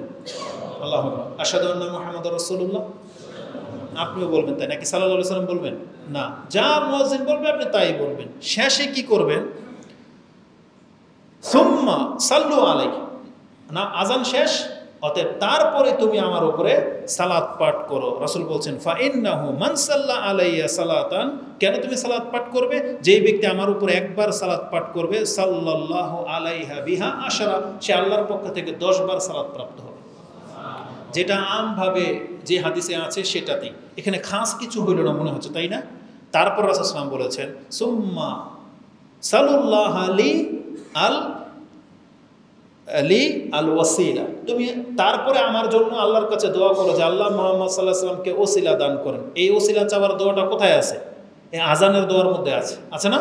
তার মানে আজকে আমরা এই হাদিস থেকে যেটা জানলাম, আপনি প্রথমে আজানের জবাব দেবেন, ইমাম মুয়াজ্জিন যা বলবে আপনি তা বলবেন। কেবলমাত্র হাইয়া আলাস সালাহ হাইয়া আলাল ফালাহ, তখন কি বলতে হয়? যেটা আলহামদুলিল্লাহ আমরা সবাই জানি। তাহলে আজানের জবাবের পরে রাসূল কি করতে বলছে? দুরূদ পড়তে বলছে, যেটা অধিকাংশ মানুষ হয়তো করেন না। আপনি হয়তো ডাইরেক্ট হয়তো আজানের দোয়া করে ফেলেন না, আগে রাসূল সাল্লাল্লাহু আলাইহি ওয়াসাল্লামের উপরে আপনি দুরূদ পড়েন। যদি পুরোটা পড়েন নাহলে অতটুকু পড়েন, অন্তত আল্লাহুম্মা সাল্লি আলা মুহাম্মদ এটা বলেন, আল্লাহুম্মা সাল্লি ওয়া সাল্লিম আলা নবিকা মুহাম্মদ, এটা বলার পরে আপনি আজানের দোয়াটা পড়েন। আর আপনি যদি আজানের দোয়াটা পড়েন তাহলে আপনার বেনিফিট কি হবে জানেন? রাসূল বলেছেন ফামান সালা লিল ওয়াসিলা, যেই ব্যক্তি আমার জন্য ওসিলার দোয়া করবে, হাল্লাত লাহু শাফাআতু, তাহলে আমি মুহাম্মাদের শাফাত তার জন্য অবধারিত হয়ে যাবে। তার মানে কিয়ামতের মাঠে যদি আপনি রাসূল সাল্লাল্লাহু আলাইহি ওয়াসাল্লামের শাফাত পেতে চান, তাহলে আজানের জবাবও দেবেন, রাসূল সাল্লাল্লাহু আলাইহি ওয়াসাল্লামের উপরে দুরূদও পড়বেন, এবং আজানের যে দোয়াটা আছে সেই দোয়াটা আপনি করবেন, তাহলে আপনি রাসূল সাল্লাল্লাহু আলাইহি ওয়াসাল্লামের শাফাতের হকদার হয়ে যাবেন। আর এই হাদিসটি রয়েছে মুসলিমে, হাদিস মুসলিমে আছে 735-এ, তিরমিজিতে আছে 3614। তো বলেছিলাম পঞ্চম মসজিদে ঢোকার সময় আপনি রাসূল সাল্লাল্লাহু আলাইহি ওয়াসাল্লামের উপরে সালাত সালাম পাঠ করবেন। অধিকাংশ মানুষ হয়তো আমরা দোয়াই করি না, আর যারা করি তারা শুধু এতটা করি, আল্লাহুম্মা আফতাহ লি আবওয়াবা রাহমাতিকা। দেখবেন প্রায় মসজিদে লেখা আছে মসজিদে প্রবেশের দোয়া কি? আল্লাহুম্মা আফতাহ লি আবওয়াবা রাহমাতিকা। এটা 3টা টুকরার মাত্র একটা, 3টা টুকরার মাত্র একটা। যদি সমস্ত হাদিসগুলোকে জড়ো করে দেওয়া হয় তাহলে দোয়াটা হবে এইরকম, আপনি যখনই মসজিদের গেটে আসবেন বলবেন আউযু বিল্লাহিল আযীম ওয়া ওয়াজহিহিল কারীম ওয়া সুলতানিহিল কাদীম মিনাশ শাইতানির রাজীম, বিসমিল্লাহ ওয়াসসালাতু ওয়াসসালামু আলা রাসূলিল্লাহ, আল্লাহুম্মা গফিরলি যামবি ওয়াফতাহ লি আবওয়াবা রাহমাতিকা। এই যে আল্লাহর কাছে ক্ষমা চাওয়াটা আপনি চান না, যে আল্লাহুম্মা গফিরলি যামবি ওয়াফতাহ লি আবওয়াবা রাহমাতিকা, অথচ আসলে আপনি ছেড়ে দিলেন যে আল্লাহর কাছে যে ক্ষমা চাইতে হয় তখন, তারপরে বিসমিল্লাহ অনেক সময় বলেন না। এজন্য ওই দোয়া কারেকশন করতে হবে। অবশ্যই সম্পূর্ণ দোয়া লিখলে পুরোটা লিখতে হবে, কারণ আল্লাহুম্মা আফতাহ লি আবওয়াব রাহমাতিকা এটা বুখারী এবং মুসলিমের পৃথকভাবে আসছে, ঠিক আছে, কিন্তু বুখারী মুসলিমে তো এটাও আছে, বিসমিল্লাহর কথা আছে তিরমিজিতে, আবু দাউদে, নাসাইতে, তাহলে সেগুলো ছাড়বেন কেন? এই জন্য বিসমিল্লাহও আপনি রাখবেন। তাহলে এখানে আমরা পেলাম যে মসজিদে প্রবেশ করার পূর্বে আসসালাতু ওয়াসসালামু আলা রাসূলিল্লাহ এই শব্দটা আপনার পড়ার কথা রয়েছে। যে হাদিস আপনি তিরমিজিতে 314, মুসনাদে আহমদে 26,416, ইবনে মাজাতে হাদিসটি 771 রয়েছে, এটা 5 নম্বরে। এখন যদি প্রত্যেকটা কথার দলিল দিয়ে দিই তো অনেক সময় লেগে যাবে। 6 নম্বর হচ্ছে জুমার দিন, এটা দলিল আপনারা জানেন, জুমার দিন গেল 6 নম্বর। 7 নম্বর হচ্ছে রাসূল সাল্লাল্লাহু কবরের পাশে গেলে, এটা বলে দিই। রাসূল সাল্লাল্লাহু বলেছেন ক্বালা লা তাজআলু বুয়ুতাকুম কুবুরা, তোমরা তোমাদের ঘরগুলোকে কবরস্থানে পরিবর্তন করে দিও না। কেন? কবরস্থানে কি হয়? কবরস্থানে একটা মুর্দা শুয়ে আছে, আল্লাহর নাম নেয় না। তাহলে আমাদের ঘরগুলো যেন এমন না হয় যে আপনি 24 ঘন্টা ঘরে পার করে দিলেন অথচ একবার আল্লাহর নাম নিলেন না, একটু কোরআন পড়লেন না, 2 রাকাত নামাজ পড়লেন না, রাসূল সাল্লাল্লাহু উপরে সালাত সালাম পড়লেন না, এক কথায় কোরআন হাদিসের কোনো কিছু আপনার ঘরে চর্চা হলো না। এটা হলো ঘরকে কবরস্থান বানিয়ে দেওয়ার মতো। এই জন্য আমাদের মা বোনরা যারা আছেন তারা শুধু পাক শাকার পোলাপান বাচ্চা কাচ্চা নিয়ে ব্যস্ত থাকবেন না, বরং আপনার দ্বারা ঘর আবাদ করতে হবে। আমরা পুরুষরা যেমন মসজিদ আবাদ করি, আমাদের মা বোনদেরকে এবং আমাদেরকেও বলা হয়েছে তুমি ঘরের জন্য কিছু নামাজ রেখে দাও। এই জন্য নিয়ম হলো আপনি ফরজ পড়বেন মসজিদে, সুন্নত পড়বেন কোথায়? ঘরে। এটা হচ্ছে আদব। তাহলে আপনার ঘরেও বরকত হবে। এই জন্য রাসূল বলেছেন লা তাজআলু বুয়ুতাকুম কুবুরা, তোমরা তোমাদের ঘরগুলোকে কবরস্থানে পরিবর্তন করে দিও না, আর আমার কবরকে কি করো না। রাসূল বলেছেন ওয়ালা তাজআলু কবরি ঈদান, আর আমার কবরকে তোমরা উৎসবের আড্ডাখানা বানাই দিও না। এটা রাসূল জীবদ্দশায় নিষেধ করে গেছে যে আমার কবরকে ঈদের, ঈদ মানে কি? ঈদ মানে আনন্দ না? আমার কবরকে তুমি উৎসবের স্থানে পরিবর্তন করে দিও না। এটা রাসূল জীবদ্দশায় নিষেধ করে গেছে। তারপরে কেন তিনি বললেন এই কথা? ওয়াসাল্লু আলাইয়া, আর আমার উপরে সালাত পাঠ করো, ফা ইন্না সালাতাকুম তাবলুগুনি হাইসু কুনতুম, তোমরা আমার উপরে শুধু সালাত পাঠ করবে, আর তুমি তোমার সালাত যেখান থেকেই পেশ করো না কেন আমার কাছে তা পৌঁছে দেওয়া হয়। বুঝছেন? এটা রাসূল আমাদেরকে জানিয়েছেন। তাহলে এই হাদিসটা আপনি আবু দাউদ থেকে নিয়ে নেন 20-42। তাহলে এখানে রাসূলের কবরের পাশে গিয়ে সালাম সালাত দিতে হয় এ কথা উল্লেখ নাই, কিন্তু আমি কেন বললাম? কারণ ইমাম আবু দাউদ রাহিমাহুল্লাহ এই হাদিসটি কবর জিয়ারতের অধ্যায়ে এনেছেন। কবর জিয়ারতের অধ্যায় এনেছেন, হজের অধ্যায়, যে রাসূল ইসলামের কবরের জিয়ারত করতে যখন আপনি যাবেন তার মানে সেখানে আপনি সালাত এবং সালাম পেশ করবেন। তো রাসূল মুসনাদ আহমদের ভাষা হলো এরকম, লা তাত্তাখিজু কবরি ঈদান, তোমরা আমার কবরকে উৎসবের স্থানে রূপান্তর করে নিও না, ওটাকে উৎসবের জায়গা হিসেবে গ্রহণ করো না। রাসূল নিষেধ করেছেন ও ঈদান ও হাইসুমা কুনতুম ফাসাল্লু আলাই, তোমরা যেখানে থাকো না কেন আমার উপরে তোমরা সালাম পেশ করো। এটা মুসনাদে আহমদের শব্দ রয়েছে। মা মিন আহাদিন ইউসাল্লিমু আলাইয়া ইল্লা রাদ্দাল্লাহু আলাইহি রূহ, এই সম্পর্কে 2-3টা হাদিস আছে, খুব কঠিন, একটু স্মরণ করিয়ে দিই, কারণ আমাদের সমাজে এগুলোই বেশি প্রচলন ঘটে। এই যে যতগুলো হাদিস আমি বলেছি দেখবেন যে এরা এগুলো বলে না, এরা বুখারী, মুসলিম, আবু দাউদ, তিরমিজি এইসব হাদিস বলবে না। এমন এমন কিতাব থেকে আপনার কাছে হাদিস পেশ করবে যেটা সহিহ না জয়ীফ, এটা খুঁজতে গেলে আপনার দিন পার হয়ে চলে যাবে। ওই ইমাম দাইলামি, তারপরে ইমাম বাইহাকির কিছু দুর্লভ কিতাব আছে, মানে গরিব, যেগুলো খুব সেন্সিটিভ কথা আছে, যেই কিতাবের মধ্যে জাল কথা পর্যন্ত আছে, সেখান থেকে তারা হাদিস পেশ করে দেয়। তো ওইটার মানে কিভাবে আপনি বুঝবেন? একটা হাদিস নিয়ে নেন। রাসূল বলেছেন মা মিন আহাদিন ইউসাল্লিমু আলাইয়া, যে কোনো ব্যক্তি যখন আমার উপরে সালাম বলে যে আল্লাহুম্মা সাল্লি ওয়া সাল্লিম আলা নবিয়িকা মুহাম্মদ বা আসসালামু আলাইকা ইয়া রাসূলুল্লাহ, এটা যদি বলে ইল্লা রাদ্দাল্লাহু আলাইয়া রূহ, তখন আল্লাহ আমাকে রূহ ফিরিয়ে দেন, মানে আল্লাহ রাসূল সাল্লাল্লাহু আলাইহি দেহে রূহ ফিরিয়ে দেন, হাত্তা আরুদ্দা আলাইহিস সালাম, যাতে করে আমি ওই ব্যক্তির সালামের জবাব দিতে পারি। তার মানে তার উম্মতের যে কোনো ব্যক্তি যেখান থেকে সালাম দেখ, আল্লাহ একটা বর্ণনা আসছে তার রূহ ফেরত দেওয়া হয়, আর ফেরেশতারাও এসে তাকে জানায় যে অমুক ব্যক্তি আপনাকে সালাম দিয়েছে। তার রূহ যদি দেওয়া না হয় জবাব কেমনে দেবে? তাই জন্য আল্লাহ সুবহানাহু ওয়া তাআলা রাসূল সাল্লাল্লাহু আলাইহি ওয়াসাল্লামের রূহকে ফেরত দিয়ে দেন, তখন তিনি সালামের জবাব নেন। বিষয়টা হলো বারজাখে, কবরের জীবনে যেখানে রাসূল আছেন, সেটা আমাদের দুনিয়ার সাথে মিলবে না। মিলবে না, কারণ সেখানকার এক মুহূর্ত আমাদের পৃথিবীর কয়েক শত বছর, হয়তো হাজার বছর পার হয়ে চলে যাবে। তো এতটা ব্যাপার।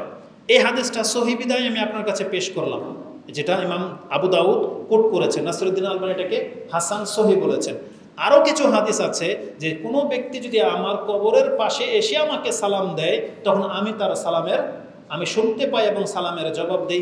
এই হাদিস অত্যন্ত দুর্বল, বরং নাসিরুদ্দিন আলবানী কোনো কোনো বর্ণনায় বলেছেন এটা হচ্ছে জাল হাদিস, যে রাসূল ইসলামের কবরের পাশে এসে যদি কোনো ব্যক্তি সালাম দেয়, রাসূল বলতেছেন আমি শুনতেও পাই এবং জবাবও দিই। এই হাদিস মওযু, মানে জাল হাদিস। সহিহ কোনটা? এতটা, যেটা আপনি রাসূল ইসলামের কবরের পাশে গিয়ে দিলে এমনটা হয় তা না, মানে আপনি যেখান থেকেই দেন না কেন আল্লাহ রাসূল ইসলামের কাছে সেই সালাম পৌঁছে দেওয়ার ব্যবস্থা করেছেন। রাসূলকে শোনানো হয়, রাসূল জবাবও দেয়। কিন্তু পার্থক্য কি দুই কথার মধ্যে? একটা হলো খাস, একটা হলো আম। যখন কোনো সাধারণ একটা কথাকে আপনি খাস জায়গায় লাগাই দিবেন, তখন আপনার মধ্যে সেই শিক্ষা চলে আসবে।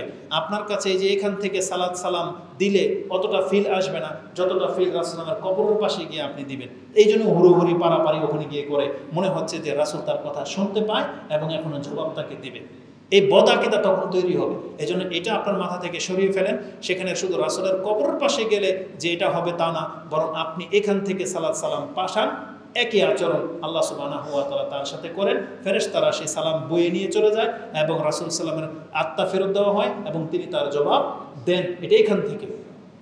এজন্য কিছু ভুল শিক্ষার কারণে কিছু ভুল আমল তৈরি হয়। এই যে যারা হজে যাচ্ছে, আপনাদের গ্রামের অধিকাংশ মানুষই হয়তো এটা হাজিদেরকে বলেন যে আমার সালামটা রাসূল ইসলামের রওজায় পৌঁছে দিন। এটা বলে কিনা? এটা আমাদের সমাজে এটা প্রচলন ঘটে গেছে। বরং এটা হুজুরদের একটা ধান্দার জায়গা হয়ে গেছে, জানেন?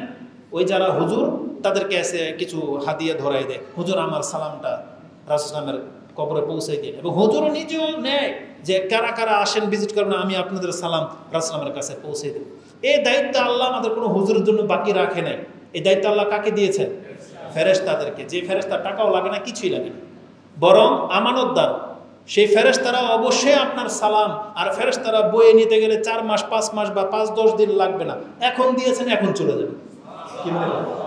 অতএব এই শিক্ষাগুলো আমাদেরকে নিতে হবে। তাহলে যতগুলো কথা বলেছি প্রত্যেকটার দলিল আমার কাছে আছে, কিন্তু বলতে গেলে অনেক সময় লেগে যাবে। মাত্র 6টা বলছি, আরও 6 আর 4টা, আরও প্রায় 8টা বাকি আছে। তো যাই হোক, যে কোনো বৈঠকে আপনি রাসূলের প্রতি দুরূদ পড়বেন। যদি না পড়েন আর বৈঠক শেষ করে দেন, কি হবে জানেন? রাসূল বলেছেন হাসরাতুন ওয়া নাদামাতুন, কিয়ামতের মাঠে এটা আপনার জন্য আক্ষেপ এবং পরিতাপের বিষয় হবে। হাদিসের শব্দটা হচ্ছে তিরাতান। তিরাতান এর ব্যাখ্যাটা যারা করেছে আমি ওটা শব্দটা বলে দিয়েছি। সেটা কি? হাসরাতান আর নাদামাতান, মানে আপনার অত্যন্ত আক্ষেপ হবে কিয়ামতের মাঠে যে ওই বৈঠকে আমি রাসূল সাল্লাল্লাহু আলাইহি ওয়াসাল্লামের উপরে সালাত এবং সালাম পাঠ কেন করলাম না। এটা আপনার জন্য আক্ষেপ হবে এবং আপনি শাস্তিও পেতে পারেন। এটা এমনটাই ইঙ্গিত রয়েছে। দুশ্চিন্তা এবং বিপদগ্রস্ত অবস্থায় যে বলেছিলাম আপনি রাসূল সাল্লাল্লাহু আলাইহি ওয়াসাল্লামের উপরে দুরূদ পাঠ করেন। একজন সাহাবী বলতেছেন, ইয়া রাসূলুল্লাহ, আমি যখন দোয়া করি কতটা আপনার উপরে আমি সালাত পাঠ করবো? যদি 1 ঘন্টার দোয়া হয় কতটা পড়লে আমার জন্য কল্যাণকর? আমি যদি 1 ঘন্টার দোয়াকে 20 মিনিট করে 3 ভাগ করি, শুধু 20 মিনিট আমি শুধু আপনার উপরে দুরূদ পাঠ করব। রাসূল বলছে ভালো, তবে যদি বেশি পারো আরও ভালো। সে সাহাবী বলছে তাহলে অর্ধেক, বলছে আরও ভালো। বলছে ইয়া রাসূলুল্লাহ, তখন তিনি বুঝতে পেরেছেন যে কী বলতেছেন। বলছে ইয়া রাসূলুল্লাহ, আমি 1 ঘন্টা হোক, 1 মিনিট হোক, 5 মিনিট হোক বা 10 মিনিট হোক, আমি যখনই দোয়া করতে বসবো আমি সেই দোয়াতে যদি আর কিছুই না চাই, শুধু আল্লাহর কাছে শুধু আল্লাহুম্মা সাল্লি আলা মুহাম্মাদ ওয়া আলা আলি মুহাম্মাদ, আমি যদি শুধু বলে আপনার উপরে সালাত এবং সালামই পাঠ করে ছেড়ে দেই, বিষয়টা কেমন হবে? রাসূল কি বলেছে জানেন? যদি তুমি এমনটা করতে পারো, আল্লাহু আকবার, যদি তুমি এমনটা করতে পারো, রাসূল বলেছেন ইজা তুকফা হাম্মাক ওয়া ইউগফারা লাকা যামবাক, তাহলে তোমার যত দুশ্চিন্তা আছে সব দূর হয়ে যাবে, তোমার যত পাপ আছে সব মাফ হয়ে যাবে। অথচ আমরা কত পেরেশানির মধ্যে দিয়ে যাই, কত পাপ নিয়ে বসে আছি, অথচ আমাদের রাসূলের প্রতি সালাত সালাম পাঠ করলে আল্লাহ সেই ক্ষমার ব্যবস্থা করেছেন, সেটা আমরা গ্রহণ করতেছি না। না, আমাদের প্রত্যেকের সেটা করা উচিত। আমাদেরকে এতটা গাফেল থাকলে হবে না, যেটা আল্লাহ সুবহানাহু ওয়া তাআলা এত ফ্যাসিলিটির ব্যবস্থা আমাদেরকে করে দিয়েছেন রাসূল সাল্লামের মাধ্যমে, যেটা অন্য কোনো নবীর উম্মতরা হয়তো পায়নি, যেটা আমরা পেয়েছি। সর্বশেষ আমি এতটা কথা বলে দিই, কেন আমাদেরকে আজকে এই দুরূদ নিয়ে আমি আপনার কাছে বক্তব্য দিলাম। কারণ আমাদের সালাফদের সম্পর্কে, আমাদের সম্পর্কে কবর মাজার পূজারীরা, এই মাযহাবিরা, বাতিলরা, তারা আপনাকে মিথ্যা ছড়ায় যে আমরা নাকি দুরূদ পড়ি না, আমরা নাকি রাসূল সাল্লাল্লাহু আলাইহি ওয়াসাল্লামের সম্মান করি না, এরা নাকি দুরূদ পড়ে, এরা নাকি মিলাদ পড়ে। অথচ আমাদের সালাফরা আমাদেরকে শিক্ষা দিয়েছেন যে এতগুলো ক্ষেত্র আছে, তোমরা এই সময়গুলোতে একেবারে স্মরণ রেখে অন্তর থেকে তোমরা রাসূল সাল্লাল্লাহু আলাইহি ওয়াসাল্লামের উপরে সালাত সালাম পাঠ করবে, যেটা বেদাতীরা আপনাদেরকে কোনোদিন শিক্ষা দিতে পারবে না। এরা আপনাদেরকে কি শিক্ষা দেবে? এরা বলে না যে রাসূল সাল্লাল্লাহু আলাইহি ওয়াসাল্লামের নাম নিলে সাল্লাল্লাহু আলাইহি ওয়াসাল্লাম বলতে হয়, এটা ইদানিং হয়তো বলে, কিন্তু বিংশ শতাব্দীতে আপনি এই 1400 বছরের মধ্যে এদের কিতাব খোলেন, তেমন কিছু আপনি পাবেন না। এরা আপনাকে শিখায় কি? যে রাসূলের নাম নিলে এগুলো করো, এগুলো করে না। আজান শুনলে একটা দলিল দিতে পারবে? একটা দলিল দিতে পারবে না। বরং যে বললাম ইমাম দাইলামি, তারপরে ইমাম বাইহাকির কিছু দুর্লভ কিতাব আছে, সেখানে আবু বকর রাদিয়াল্লাহু তাআলা আনহু থেকে একটা রিওয়ায়াত পেশ করা হয় যে আবু বকর রাদিয়াল্লাহু তাআলা আনহু নাকি এমনটা করতেন, কিন্তু কোনো ভিত্তি পর্যন্ত না, এর দলিলের কোনো আতাপাতাই নেই, শুধু লেখা আছে বাস। এমনটা হচ্ছে তাদের শিক্ষার ব্যবস্থা। মানে যে কাজগুলোর সাথে কোরআন হাদিসের সম্পর্ক আছে তারা ওইভাবে আপনাকে শেখায় না। যেগুলোতে মজা লাগা আছে, যেগুলোতে আমি এমন এমন হাদিস পেয়েছি যে বললাম না যে আমাদের ইমামরাই 20টা জায়গা উল্লেখ করেছেন, বাকি 8টা কেন আমি আপনার কাছে উল্লেখ করলাম না? কারণ প্রত্যেকটার দলিল খুঁজেছি, তারা নিজেরাই বলছে এ হাদিস দুর্বল, এ হাদিস জাল। তাহলে জাল আর দুর্বল হাদিসের ভিত্তিতে আমাদের আমল আমরা করতে শিখি নাই, এই জন্য ওটাও আমি আপনাদেরকে শেখাবো না। বরং এখানে প্রায় 12 থেকে 13টা জায়গা আছে যেগুলো হাদিস দিয়ে প্রমাণ করা সম্ভব। তো এটা আমরা করলে কিন্তু অনেক কিছু। একবার রিপিট করে দেব, স্মরণে আছে আপনাদের? যখন তখন, যেহেতু এটা শিক্ষা, শুধু খুতবাই না, এটা শিক্ষা, আপনাকে শিখতে হবে। রাসূল সাল্লাল্লাহু উপরে সালাত সালাম পাঠ করবেন কখন? যখন তখন। দ্বিতীয় গুরুত্ব পাবে কখন? যখন তার নাম আসবে। যখনই রাসূলের নাম নিবেন এবং শুনবেন তখন কি বলবেন? সাল্লাল্লাহু আলাইহি ওয়াসাল্লাম। এখানে একটা কথা বলে দিই, আমাদের বক্তব্য বেদাতীরা তো শুনে, তখন বলবে, আপনাকে ভুল প্রমাণ করাই দেবে। তাহলে এই মৌলবী যে বললো যখন তখন বা রাসূল সাল্লাল্লাহু আলাইহি ওয়াসাল্লামের নাম আসলেই সাল্লাল্লাহু আলাইহি ওয়াসাল্লাম বলতে হয়, কোরআনে যেখানে আছে ওমা মুহাম্মাদুন ইল্লা রাসূলুন কাদ খালাত মিন ক্বাবলিহির রাসূল, এই আয়াত যখন পড়বে তখন কি আয়াত থামাই দিয়ে বলবে সাল্লাল্লাহু আলাইহি ওয়াসাল্লাম? না, কারণ এই শিক্ষা আমাদেরকে দেওয়া হয়েছে। কোরআনের আয়াতের মধ্যে যখন মুহাম্মাদুর রাসূলুল্লাহ শব্দ আসবে তখন আপনি সাল্লাল্লাহু আলাইহি ওয়াসাল্লাম বলবেন না, আয়াত বন্ধ করে দিয়ে। কারণ এটা আপনাদের জানা আছে, এটা কোন সময়? যখন তখন। এই যে এখন খুতবা যেখানে আপনার কথা বলার অধিকার আছে, তখন আপনি সাল্লাল্লাহু আলাইহি ওয়াসাল্লাম বলবেন। শুধু খালি কোরআনের ওই আয়াত যখন পড়া হবে, বা আজান একটু আগে না বললাম যে আশহাদু আন্না মুহাম্মাদুর রাসূলুল্লাহ, যখন এই শব্দটা আসলো আপনি কি বলবেন? আশহাদু আন্না মুহাম্মাদুর রাসূলুল্লাহ। তাহলে আমি আশা করি ইনশাআল্লাহ আমাদের ছাত্র যারা, আমাদের শ্রোতা যারা, আমাদের ভাই যারা, তারা এগুলো বুঝে জ্ঞানের সাথে চলবেন। মুকাল্লিদ হইতে আমরা বলি না, আর আমরা ভাষাও বুঝতে হবে যে খতিব কি বুঝাইতে চাইলো, তাই জন্য এদের পেছে পড়েন না। তো রাসূল সাল্লাল্লাহু আলাইহি ওয়াসাল্লামের নাম আসলেই সাল্লাল্লাহু আলাইহি ওয়াসাল্লাম বলবেন। 3 নম্বর যেটা প্রাধান্য পাবে নামাজ, নামাজে আপনি দুরূদ পড়বেন। 4 নম্বরে কি? জানাজার সালাত, এটা তো আপনারা করেনি, তো মনে থাকার কথা, জানাজার সালাত। 5ম হলো আজানের পর। 5ম কি? আজানের পর। 6ষ্ঠ হচ্ছে মসজিদে আসার সময়। এই যে আসার সময় যে পড়তে, এটা রাসূল সাল্লাল্লাহু আলাইহি ওয়াসাল্লাম থেকে প্রমাণিত নাই, কিন্তু এটা সাহাবা কিরাম থেকে প্রমাণিত আছে। 7 নম্বর হচ্ছে মসজিদে ঢোকার সময়। 8 নম্বরে হলো জুমার খুতবায়, যেটা আমি দিচ্ছি এবং আপনারা যখন শুনবেন, বা আপনি হয়তো বিয়ের খুতবা পড়াবেন বা কোনো একটা খুতবা আপনাকে দিতে হয় তখন। 9 নম্বরে হবে যে কোনো বৈঠকে, সেটা পারিবারিক সিদ্ধান্ত হোক, বন্ধু বান্ধব নিয়ে এক জায়গায় বসছেন, এমনকি স্কুল কলেজের মধ্যে শিক্ষক যখন ছাত্রদেরকে শিক্ষা দেবে, ছাত্রদের শিক্ষকদের ওই ক্লাস শেষ হয়ে গেলে উচিত রাসূল সাল্লাল্লাহু আলাইহি ওয়াসাল্লামের উপরে সালাত পাঠ করা। 10 নম্বরে আসবে জুমার দিন, যত বেশি পারেন আজকে আপনি সালাত এবং সালাম পাঠ করবেন। 11 নম্বরে আসবে রাসূল সাল্লাল্লাহু আলাইহি ওয়াসাল্লামের কবরের পাশে গেলে আপনি সালাত এবং সালাম পাঠ করবেন। আর কি বলেছি? 12 নম্বরে পেরেশানিতে, মানে যখন আপনি থাকেন পেরেশানিতে, মানে কষ্টে থাকেন, তখন পড়বেন। তাহলে 12টা, এটা আপনি আজকে রিপিট করে দিলাম। আরও কিছু আপনার স্মরণ হলে খুতবা থেকে আপনি স্মরণ করিয়ে নিন। তাহলে আজকের আমাদের মূল খুতবার বিষয় ছিল রাসূলুল্লাহ সাল্লাল্লাহু আলাইহি ওয়াসাল্লামের উপরে সালাত এবং সালাম পাঠ করা। আপনি যতবার যেখান থেকে সেখান থেকে যেখানে থাকেন না কেন আপনি এটা আদায় করবেন। এবং আমি এটা দাবি করি, এটা আপনাদের কাছে এটা আমার আবদার, যে এই শিক্ষার প্রতি আমি এবং আপনি যেন আমল করতে পারি। আল্লাহ আমাদেরকে তৌফিক দান করুন। আকুলু লিকাউলি হাযা আস্তাগফিরুল্লাহ লি ওয়া লাকুম ওয়া লিসাইরিল মুসলিমিন ফাস্তাগফিরু ইন্নাহু হুয়াল গফুরুর রহিম। আলহামদুলিল্লাহ রাব্বিল আলামিন, আসসালাতু ওয়াসসালামু আলা আশরাফিল আম্বিয়াই ওয়াল মুরসালিন নবীনা মুহাম্মাদিন ওয়া আলা আলিহি ওয়া সাহবিহি আজমাইন ওয়া বাদ। আল্লাহ সুবহানাহু ওয়া তাআলা তুমি আমাদের এই কথাগুলোকে কবুল করো। আমাদের এই কথার মাঝে যদি কোনো ভুল হয়ে থাকে আল্লাহ তুমি ক্ষমা করো। যে জিনিসগুলো আল্লাহ আমরা এতদিন অজানা থেকে গেছে আল্লাহ সেগুলোকে আমাদের জানার তৌফিক দান করো, এবং জানার পরে আমরা যেন হকটাকে গ্রহণ করে নিতে পারি। আল্লাহ আমাদের অন্তরকে এতটা প্রশস্ততা দান করো, এবং আমাদের সমাজ থেকে আল্লাহ তুমি গুমরাহিকে দূর করে দাও, এবং যেভাবে তোমার নবীর হক রয়েছে আমাদের উপরে আমরা যেন সেই হকগুলো আদায় করতে পারি। আল্লাহ তুমি আমাদেরকে কবুল করো, এবং আমাদের অন্তরের মধ্যে প্রশস্ততা দান করো। আমাদের মুসলিম ভাইদের পেরেশানিগুলোকে আল্লাহ দূর করো, আমাদের পরিবারের অভাব ঘাটতি এবং অশান্তিগুলোকে আল্লাহ দূর করো। আমাদের যুবকদেরকে আল্লাহ রিজিকের ব্যবস্থা করে দাও, এবং আমাদের মা বোনদের যাদের বিয়ের বাকি আছে, যে হচ্ছে না, পেরেশানিতে আছে, আল্লাহ তাদের জন্য উত্তম পরিবারের ব্যবস্থা করো দুনিয়া এবং পরকালে। এবং আমাদের মধ্যে যে ফিতনা ছড়াতে চাচ্ছে এবং অমুসলিমদের মধ্য থেকে আমাদের নিয়ে যে ষড়যন্ত্র করা হয়, আল্লাহ তুমি বাংলার মুসলিমকে আল্লাহ হেফাজত করো। ইব্রাহিম আলাইহিস সালাম যেভাবে মক্কা মদিনার জন্য দোয়া করে গেছেন, মুসলিম হিসাবে, আমাদের বাংলাদেশি হিসাবে আমাদের মুসলিমদের উচিত আমাদের দেশ সম্পর্কে দোয়া করা, যেটা আমরা অনেক সময় ভুলে যাই। নেতৃত্বে কারা আছে এটা ভুলে যান, কিন্তু রাষ্ট্রটা তো আপনারা না। তাহলে আমাদের রাষ্ট্রের নিরাপত্তার জন্য আমাদের প্রত্যেকের এটা দায়িত্ব যেন আমরা দোয়া করি, আল্লাহ তুমি আমাদের এই রাষ্ট্রকে নিরাপত্তা দিয়ে দাও।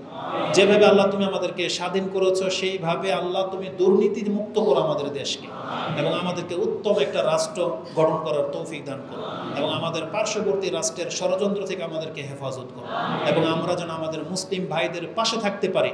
বিজাতি বিধর্মীরা যেন তাদের কোনো ক্ষতি করতে না পারে, আল্লাহ তুমি আমাদেরকে শক্তিশালী করো, এবং আমাদের অন্তরের সাথে অন্তরকে মিল করে দাও, এবং আমাদের জীবনের যতগুলো গুনাহ পাপ হয়ে গেছে আল্লাহ তুমি আমাদের এবং আমাদের পিতামাতাদেরকে আল্লাহ ক্ষমা করো, আমাদের সন্তানদেরকে ক্ষমা করো, আমাদেরকে নামাজি বানাও, আমাদেরকে মুসলিম ভাই ভাই হয়ে বেঁচে থাকার তৌফিক দান করো। সুবহানাকাল্লাহুম্মা রাব্বানা বিহামদিকা আশহাদু আল্লা ইলাহা ইল্লা আনতা আস্তাগফিরুকা ওয়া আতুবু ইলাইক। আসসালামু আলাইকুম ওয়া রাহমাতুল্লাহি ওয়া বারাকাতুহু।